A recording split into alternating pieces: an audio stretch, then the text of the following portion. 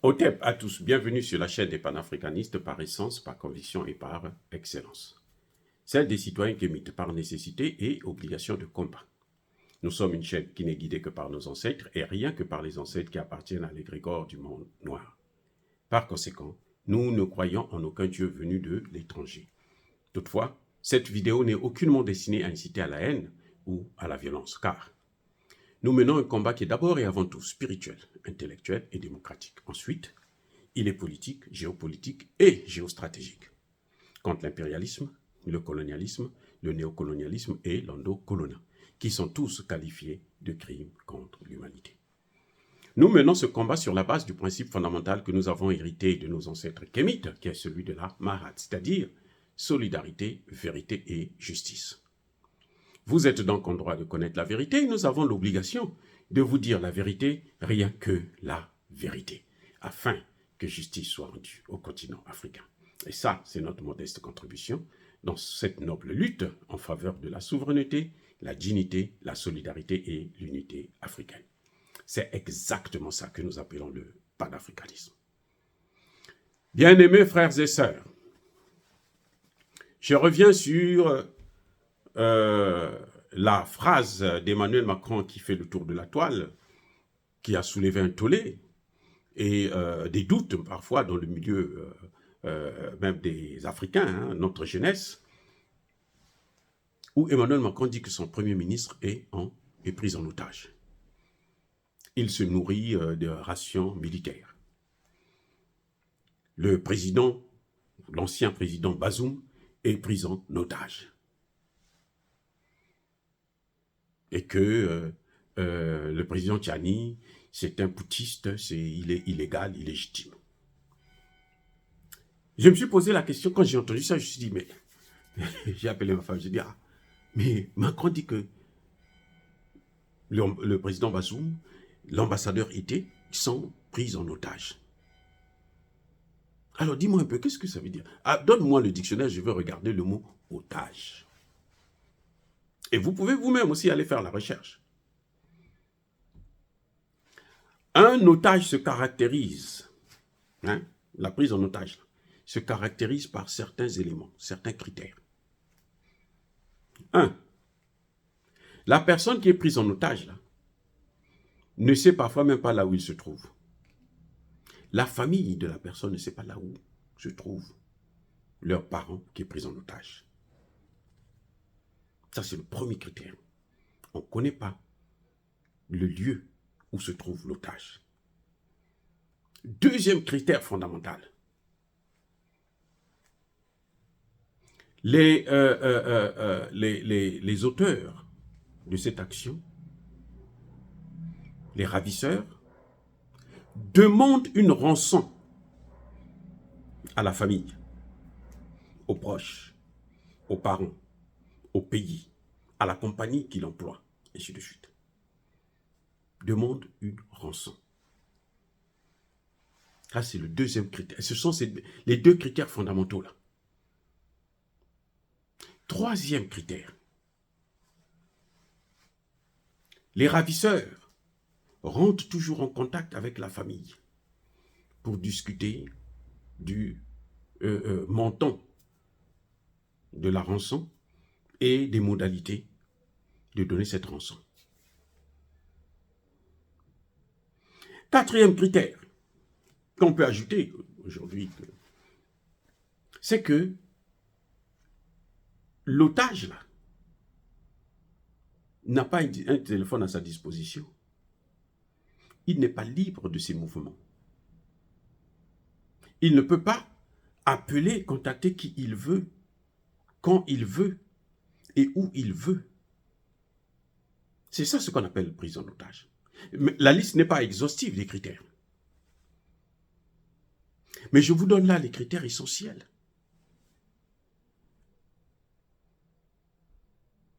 Or, lorsqu'on examine le cas de Bazoum, le cas de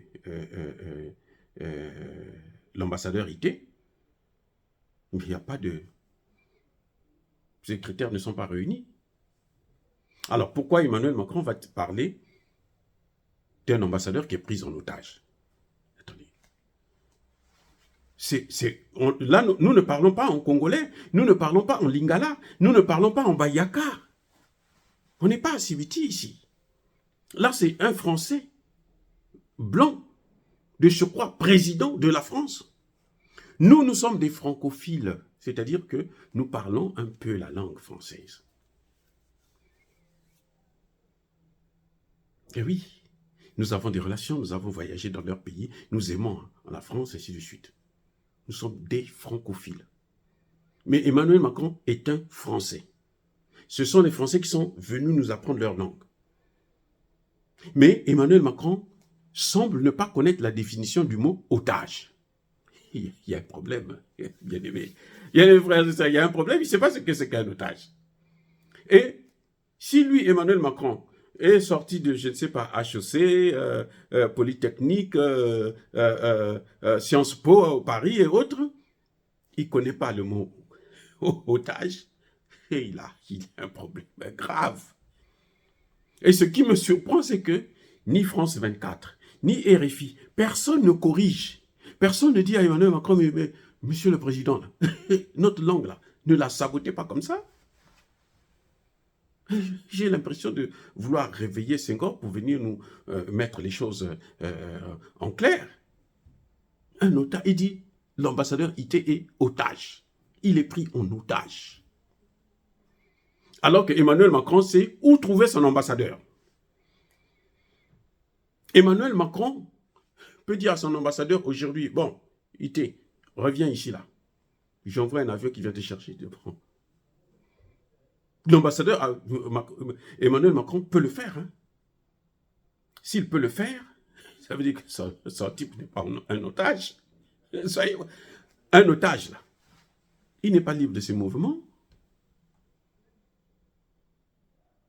Que je sache, bon, peut-être que moi je ne connais pas, je me trompe, mais je n'ai pas vu le général Tchani demander une rançon pour libérer ni Bazoum, ni Sylvain Ité. Qui a déjà demandé une rançon à Emmanuel Macron pour son ambassadeur? Au contraire, c'est-à-dire que le général Tchani a dit, monsieur l'ambassadeur, nous ne voulons plus de vous chez nous. Merci pour les services rendus, pour les insultes, puisque l'eau que nous buvons à Niamey, ici, là, c'est l'eau de l'Europe. Vous vous souvenez de la phrase, non? Donc, repartez chez vous. C'est Emmanuel Macron lui-même qui dit, non, non, non, non, non, non, non, tu restes là-bas. Malgré la souffrance, reste là. Tu vas manger les boîtes de conserve. Oui, les conserves, là. Les repas froids.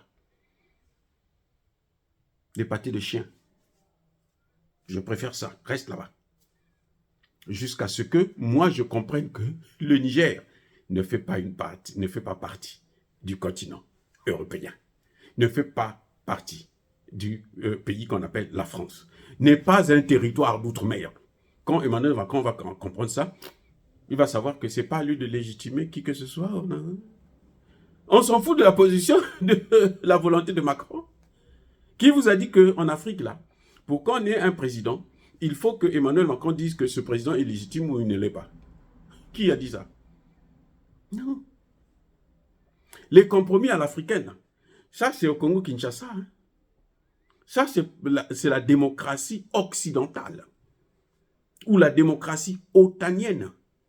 Ce n'est pas la démocratie. Parce que la démocratie, ce n'est pas comme ça. Hein. Ce n'est pas Tshisekedi qui a gagné les élections, mais c'est lui qui est président sur la base d'un compromis à l'africaine. Non. Et on voit bien la position de la France au Niger, elle est différente de celle du Gabon. Au Gabon aussi, il y a eu un coup d'État. Donc, Emmanuel Macron a un grand problème avec son vocabulaire. Il faut qu'il reparte à l'école. Je vous dis, il faut qu'il reparte à l'école pour apprendre le français, sa langue à lui, sa langue maternelle. Ce n'est pas la nôtre, c'est sa langue à lui. Nous encore, si on commet des erreurs, on s'en fiche éperdument. Moi, si je commets des erreurs en lingala ou en kikongo, là, les gens peuvent se moquer de moi, mais si c'est en français, je m'en bats les... Hein? Voilà. Donc, écoutez, Emmanuel Macron a besoin qu'on lui redéfinisse ce que c'est qu'un otage. Oui. Bazoum, on lui a seulement dit, bon, monsieur Bazoum, vous avez pris le Niger, là. Vous avez mis ça dans les mains de la communauté otanienne. Tous les pays de l'OTAN là étaient en train de s'installer au Niger. Et le secrétaire général de l'ONU, complice de ces pays, est venu valider la situation, disant qu'on va faire du Niger une armée. On va internationaliser l'armée nigérienne. On va mettre une armée internationale ici. Donc tous les pays de l'OTAN. Parce que ce qu'on appelle communauté internationale, nous on appelle communauté dite internationale, c'est en fait la communauté occidentale et otanienne. C'est ça justement que l'ONU voulait faire du Niger avec l'appui, l'accord, la complicité, la haute trahison de Bazoum. Donc, les Nigériens ont dit non. Les Nigériens qui soutiennent Tiani, ce sont eux qui peuvent dire que non, Tiani est légitime ou il ne l'est pas. Ce n'est pas à Macron. La position de Macron, là, nous, on s'en fiche éperdument. C'est un non-événement. C'est-à-dire qu'il est ridicule. La plus grosse imbécilité, d'ailleurs, de Macron, c'est celle que vous voyez là, au Niger. C'est cette attitude-là. C'est très, très, très ridicule. Même les pays américains, hein, les États-Unis, l'Allemagne et autres, là, personne ne soutient Macron. Ils savent que Macron n'est pas chez lui. Macron avait essayé de faire ça avec le Mali quand il a donné des visas au Danemark, aux Danois, pour aller au Mali. C'est Macron qui les a autorisés de venir au Mali. Ouais, c'est-à-dire que ce type, et quand on les expulse, il dit non, non, non, non, non, non, c'est pas le droit, c'est international, c'est...